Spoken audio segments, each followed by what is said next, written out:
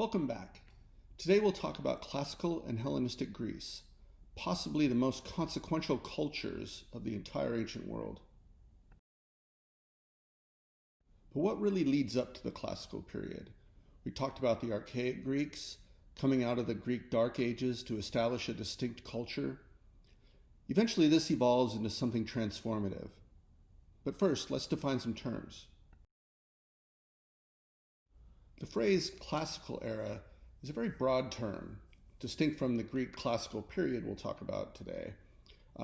Classical era is more like a greatest hits record of ancient Greece and Rome put together, so it encompasses a relatively long amount of time.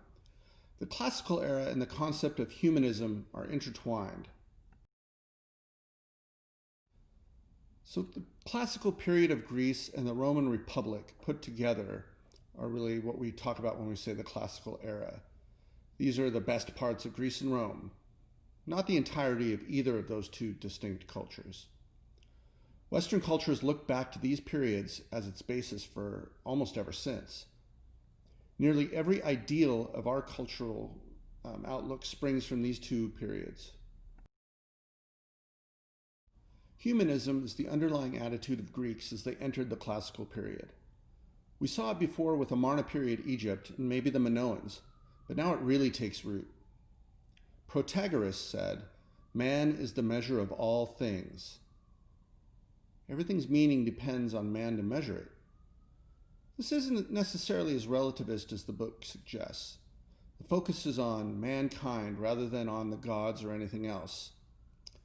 Higher truth is something man can strive for. Humanism thinks of the world in terms of human reason rather than tradition or myth. How is this reflected in the classical Greek outlook? Well, courageous individualism, striving for greatness, and a focus on the here and now. And the importance of virtue, moral excellence. It's your duty to be the best you can be in this world. This philosophy is embodied in the term arete. It comes to mean well-rounded, excellence in all aspects of your life, and a fulfillment of purpose, living up to your fullest potential. Humanism grew out of the influence of the family farm, hoplite culture in earlier Greece to become the defining characteristic of classical Greek culture. So the classical Greek ideal included reason, rationality, clarity, a sense of restraint, harmony, and objectivity. These all dovetail with humanism. Man has the capacity to think and to be great. The classical period is home to the philosophical foundations of Western thought. The sophists saw truth as ultimately relative. They were master debaters, concerned with rhetoric and persuasion. The cynics thought it was best to reject all conventional desires, to live a simple life free from all possessions. Diogenes, a cynic, mockingly carried around a lantern searching for an honest man in Athens. He never found one. And then we have Socrates. Unlike the sophists, he insisted that there was such a thing as universal truth. He also thought one of the highest virtues was to know yourself. His quote is famous, "The unexamined life isn't worth living." His Socratic method was a strategy for eliciting truth through questions. He was executed for corrupting the youth of Athens.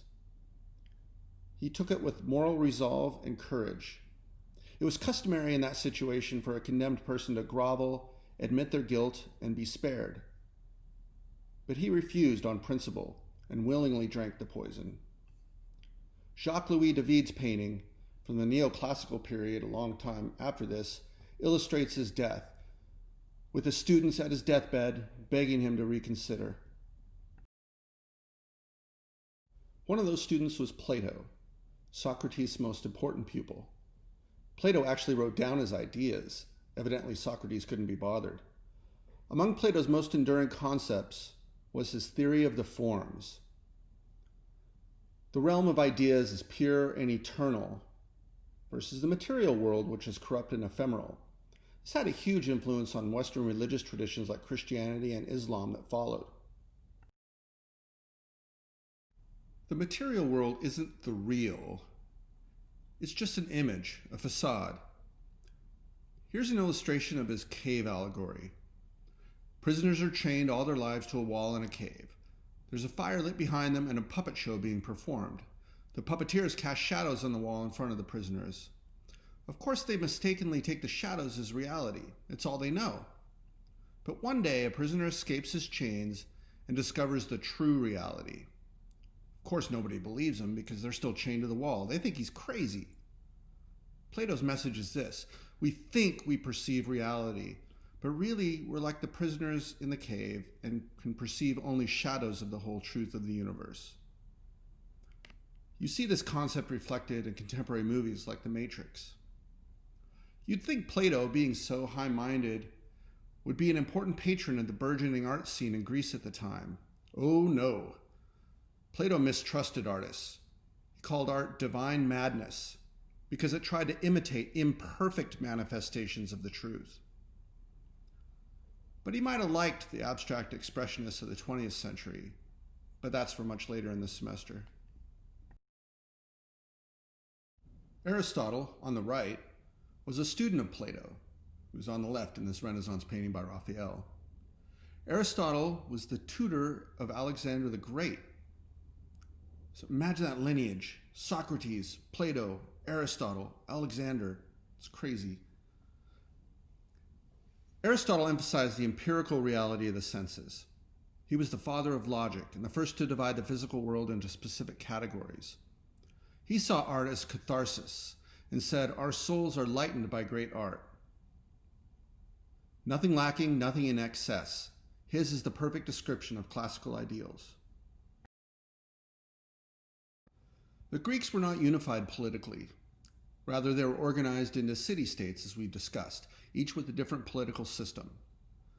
The two most influential, Sparta and Athens, were often at odds with one another.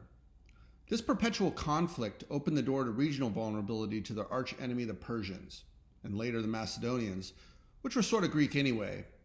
Not according to the other Greeks, though. Speaking of which, what made you authentically Greek? Language. That was the basis that they judged whether someone was part of their in-group or not. Everyone else who didn't speak Greek was, quote, barbarian.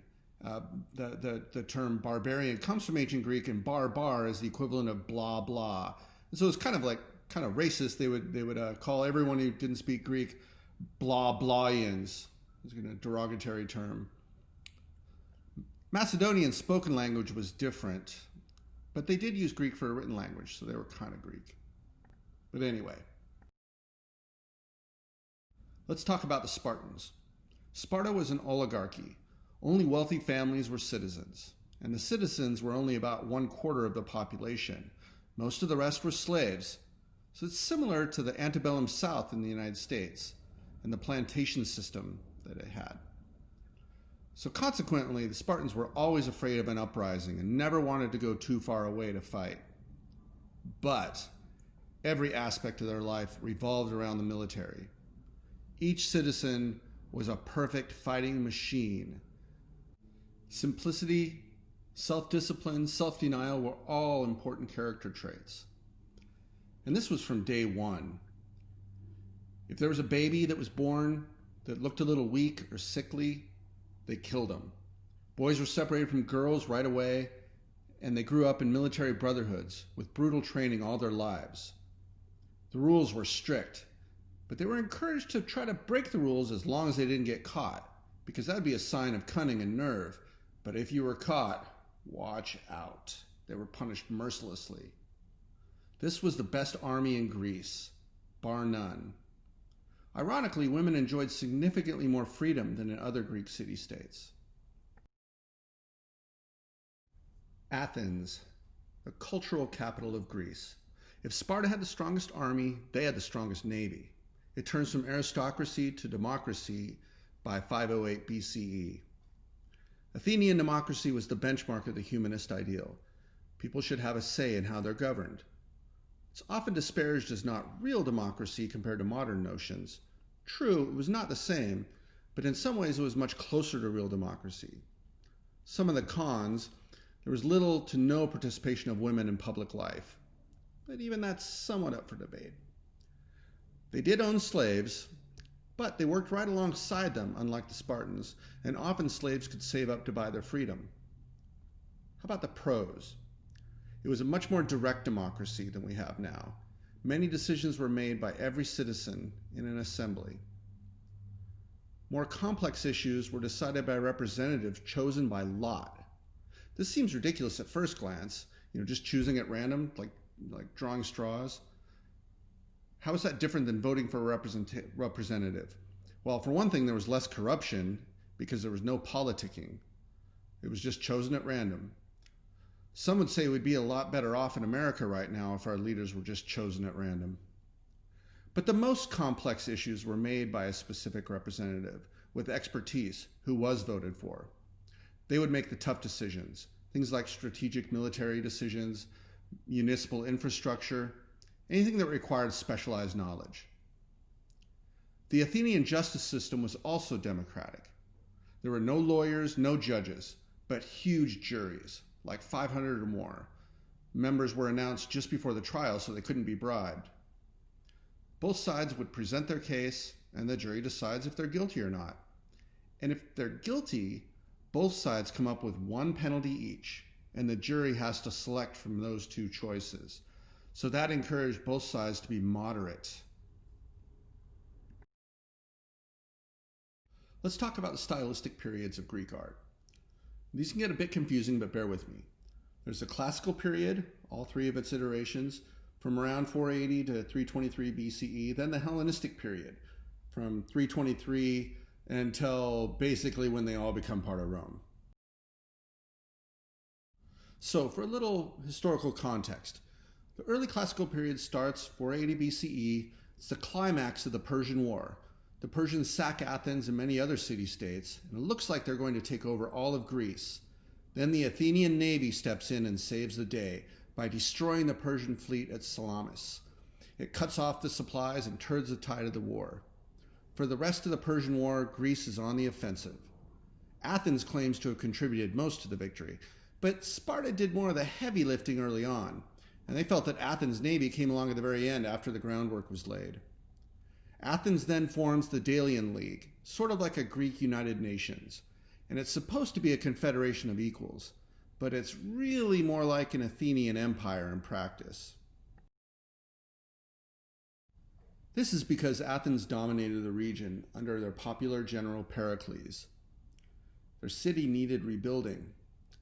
He had power enough to use the collective Delian League funds to do this, and this really rubbed the other city-states the wrong way, especially Sparta, who thought they made at least as big of a contribution to the war effort themselves. Pericles used that money to began an unprecedented construction in Athens because he had all that cash on hand. Consequently, the arts flourished. Style quickly evolves into what we call classical period art. Now is the height of Athenian culture. Regarding architecture, the Parthenon, the most significant classical Greek example of architecture. It's part of a rebuilding of Athens' Acropolis that had been destroyed by Persia in the war. But now Athens' Acropolis is bigger and better than ever. Here's what it looks like today, in the heart of present-day Athens. It's interesting, a vibrant modern city with its incredible history always above. The Parthenon was the capstone to the whole project, pinnacle of classical Greek architecture. It was a temple dedicated to Athena and stored the liberated Delian funds that they brought from Delos. Much later, it was used as ammunition storage by the Ottoman Turks, and it ended up blowing up during a war. The Earl of Elgin moved most of the surviving sculptures in the early 1800s. Britain still has many. Also, there's some in the Louvre. Some are back in Athens at the Acropolis Museum. There's real controversy with that. A consensus is building that they should all be given back to the Greeks as part of their cultural heritage. The architecture of the Parthenon involves precise balance, mathematics, harmony, and proportion. There's a subtle incorporation of the golden mean, or golden ratio, golden section. All goldens refer to a particular proportion, and that's 1 to 1.6180, blah, it just goes on and on and on. This is the ideal proportion in nature, according to Pythagoras, who was an ancient Greek mathematician / cult leader who was very influential in classical Greece. The golden mean is repeated in countless geometric permutations, as manifest in rectangular form this way. If you cut a square from this particular rectangle, you leave a smaller version of the golden rectangle behind. The same proportions, just turned on its side. This can also be symbolized by a spiral. Imagine a curving line connecting the midpoints of every square as it gets smaller or larger in the diagram on that screen that you're looking at. It's an unending spiral, getting the same amount smaller or larger depending on if you go inward or outward, and this proportion stays the same forever and ever and ever. The golden mean describes infinity. The same pattern can be found all throughout nature, in the fractal quality of plant growth, from tree trunks into the limbs. You could scale it up, like planets rotating around stars. The orbits are perpetual spirals that are evened out by gravity and centrifugal force. And then galaxies as clusters of stars rotating around their centers. It's like a scaled up version of the same thing. You could also look downward into smaller sizes, all the way down to atomic structures of the neutrons and protons with the electrons spinning around them. They behave just like tiny solar systems. The proportions of the Parthenon seem to correspond to the golden mean. Subtle curves are built into it to account for foreshortening of the viewer's perspective. It's very sophisticated, but at the same time, incorporates a visual simplicity. The plan was typical of Greek temple design. Notice the symmetry.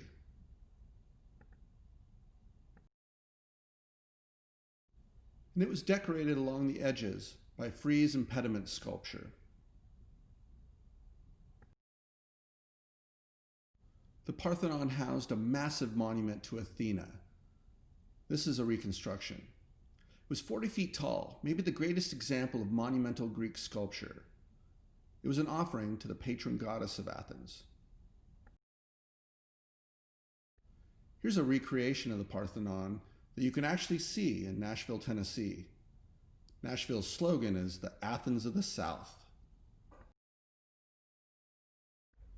There were 3 design formats of Greek architecture.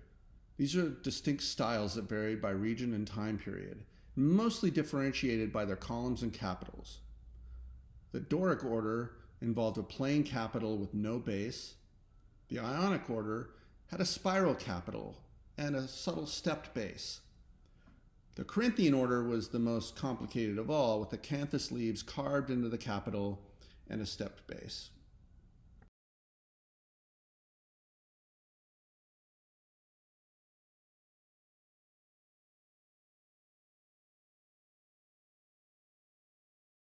Here are photos of all 3, and the angle can really show the differences of how ornate or plain they are. Next, we'll look at sculpture and see the change from archaic to classical. Here's the archaic Kouros. It's so emblematic of the archaic Greek sculpture that we've looked at. And here's the Critios boy of the early classical period. Still a lone nude male figure, still has the energy of a brave individual, and still an idealized youth, maybe even more so. But there are big differences. The squared hips of the archaic sculpture give way to contrapposto, or a weight shifting slightly to one leg. Also, the Critios boy is less frontal, much more naturalistic looking. It was done by very close observation, anatomically near perfect. Every muscle is convincing. On top of that, the parts of the whole seem to flow into one another much more. Classical period sculptors strove for the ideal form. Not the same as realism at all. Nobody actually looks this good. They involved contrapposto, representational naturalism, attention to anatomy, and mostly a concern with the whole of the sculpture versus an assemblage of the parts. This was due to the influence of Pythagoras, the earlier Greek cult leader we talked about. He said there were harmonic chords in every aspect of the universe, and everything reflects it. In music, you have the octaves. In the cosmos, you have repeating cycles, but also in the human figure. The secrets of the universe lay in these harmonic relationships. Somewhere out there is an all-encompassing formula to explain everything. And that's what beauty is, a manifestation of that formula. So to Pythagoras, there is such a thing as perfection, the ideal human form. And all the classical artists strove to reveal that. Polykleitos was one such artist. Here we see Doriphoros, spear bearer. This is high classical style, and it's all about harmony. There's contrapposto, but not just for the naturalism, it's also symbolic. It's the harmony of opposites. It's the balance versus counterbalance. We truly see the human body as a whole system. The underlying anatomical structure is implied. There's also a lack of emotion on the face. Instead, a somewhat severe, detached calmness. Polykleitos' canon of human proportions. This sculpture was a sort of manifesto. Doriphoros is a demonstration of how perfect harmony is achieved through the application of precise mathematical principles. It's all about proportion. For example, the ideal body is exactly 7.5 heads high. It's about the parts in relationship to the whole. And here we can see the development of Greek sculpture from the archaic period into the early classical period, all the way through to the high classical period. Notice the differences.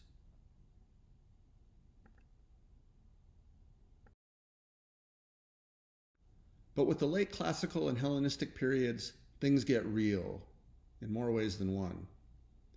The late classical period saw a transition away from the classical ideals of the early and high classical period.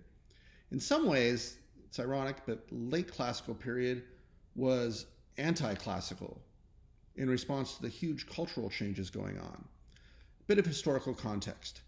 After Athens alienates the rest of Greece with its imperial designs, Sparta finally had enough.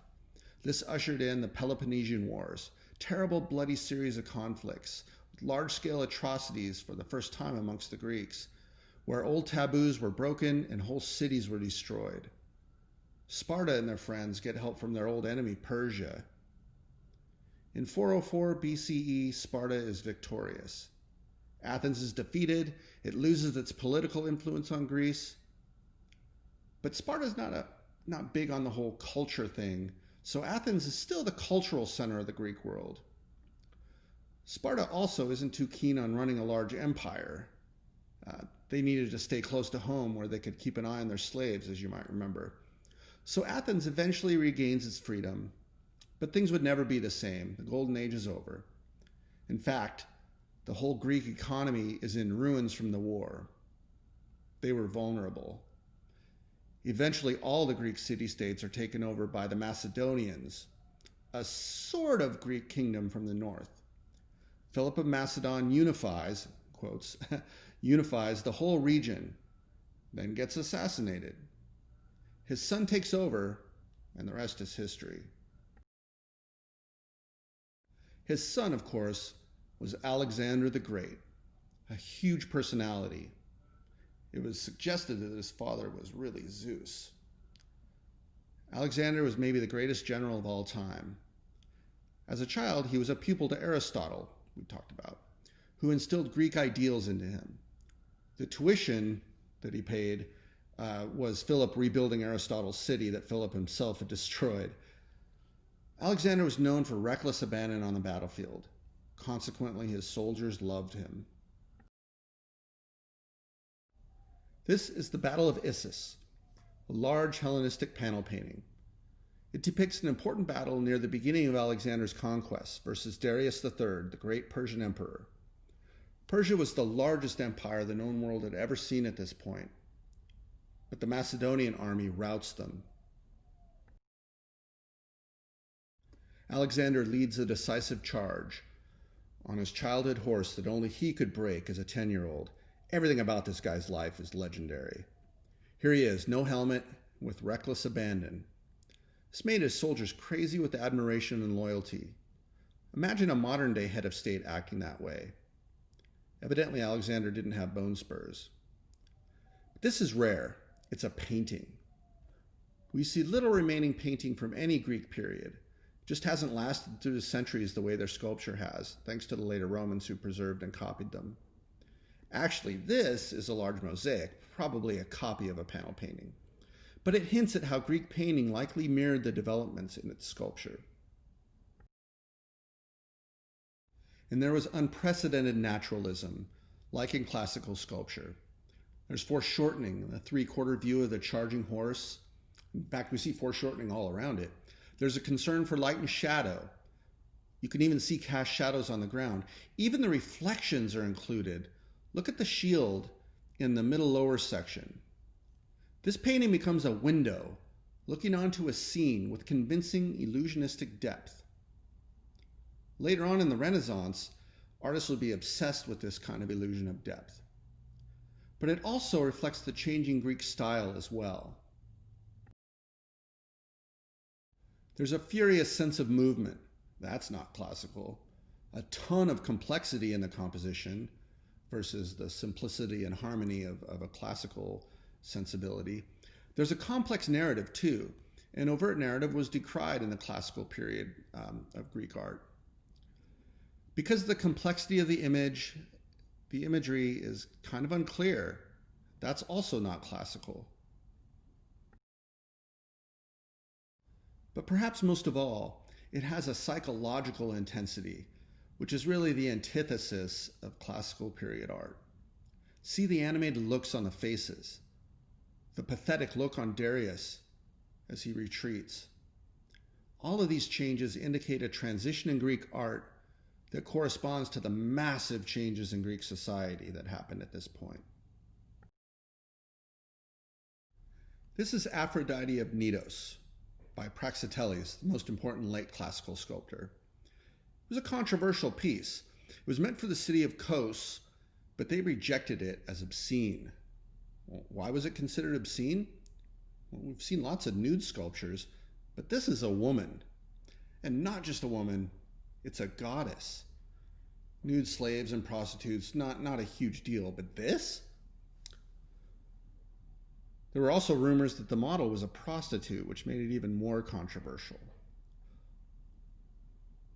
Look at the soft eroticism, the hand placement, the seductive gaze. Here's a goddess that's presented in a very humanized way. After being rejected, it was bought by the city of Knidos and eventually became a very popular attraction. Here is Apoxyomenos by Lesbos, who was the court sculptor to Alexander the Great. He introduced a new canon of proportions, the smaller head, slender body, depicted as an athlete scraping oil off his body. There's a kind of nervous energy, a tension from the anticipation of actions, scraping, switching arms. The viewer can see the scene playing out. The thrusting right arm engages the space around the sculpture. In fact, the frontal view may not even be the dominant view. So you can see it from all different sides and it's something different. This arm also creates movement away from the central axis of the sculpture. This particular work served as inspiration for a later Roman emperor, Tiberius, in his bedroom. But that was probably the original one without the fig leaf. This is a good time to discuss classical Greek theater. Theater was the most culturally significant form of literature, centered around Athens, and became the standard for future playwrights in Western culture. It was humanistic, involving situations of moral conflict, as opposed to simplistic good guy, bad guy themes of earlier stories. This revealed insights into the human condition. Theater was very important to classical Greeks. It was the vehicle for communal expression. Greek comedies included topical satire, brazen parodies of public figures. Aristophanes was kind of like the Greek version of Stephen Colbert or John Oliver. The Clouds is probably his most famous play. He even mocked Socrates, but there were no hard feelings when they later met at a dinner party. Greek tragedy was perhaps the most important form of theater. It involved heroic struggle that ends in death, or at least defeat. But it's Sophocles who's the most famous classical playwright.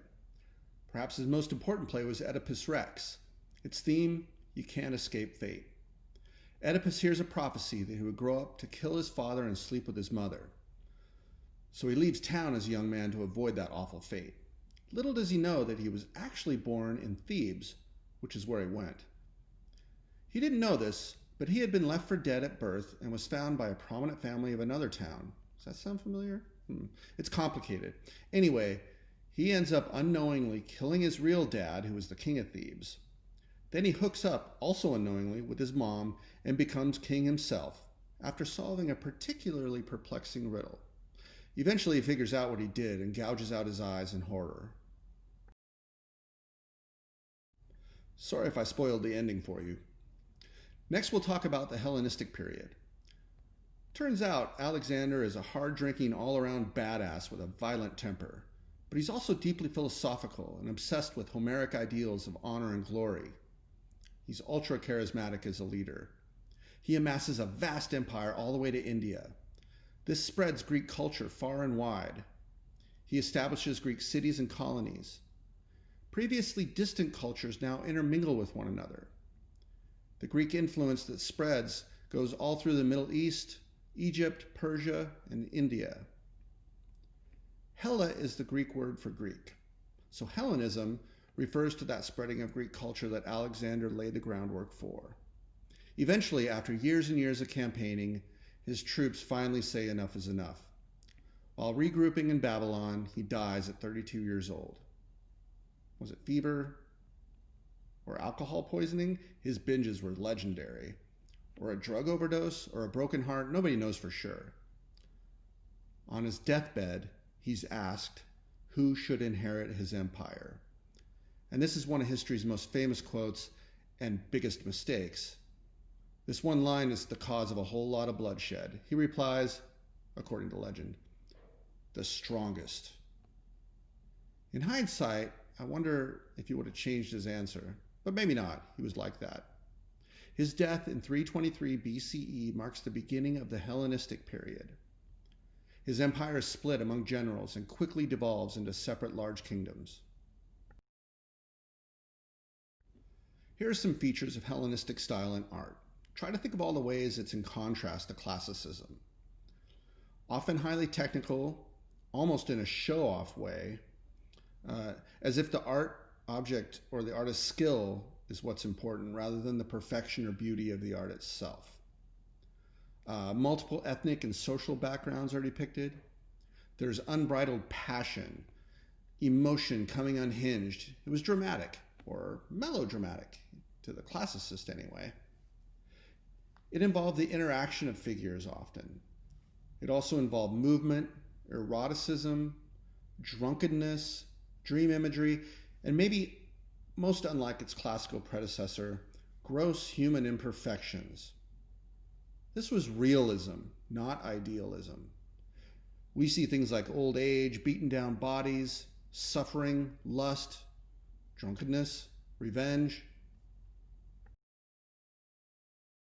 In nearly every way, this is a 180-degree turn away from the classical ideals, and a logical completion of the late classical evolution we were seeing.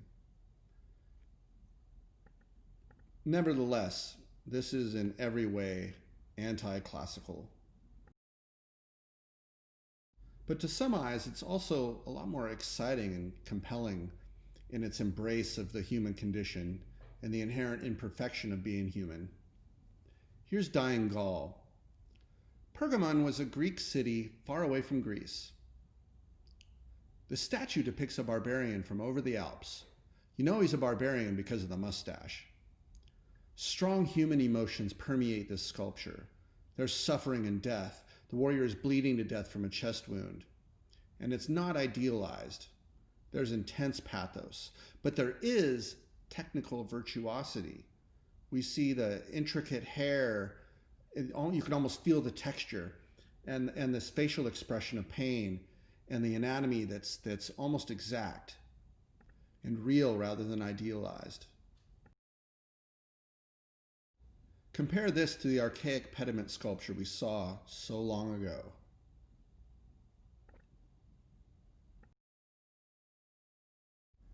Here's Sleeping Satyr, or Barberini faun.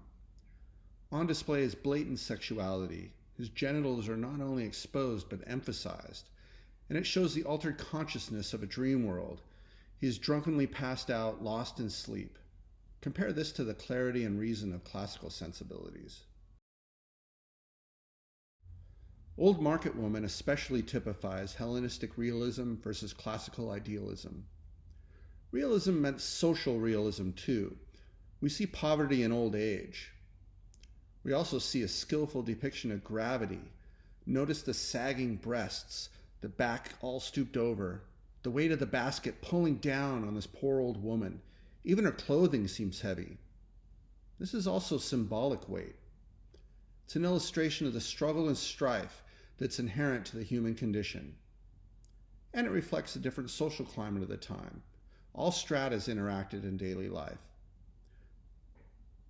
This finally brings us to the most quintessentially Hellenistic sculpture. The Laocoon group, the perfect example of late Hellenistic sculpture. The narrative harkens back to Homer. Laocoon was a Trojan priest who found out about the Greeks' Trojan horse idea and warned his countrymen. The god Poseidon opens a can of whoop-ass in the form of giant serpents. This sculpture features twisting, writhing, interlocking forms, bulging muscles, contortion in the faces and bodies, pain and struggle, melodramatic pathos. Couldn't be more different than the classical ideal. By 146 BCE, traditional Greek areas were annexed by Rome. They tried to rebel, but against Rome? I mean, come on. By 27 BCE, Greece officially became part of the Roman Empire, which is what we'll talk about next time. Thank you for listening, and until then, farewell.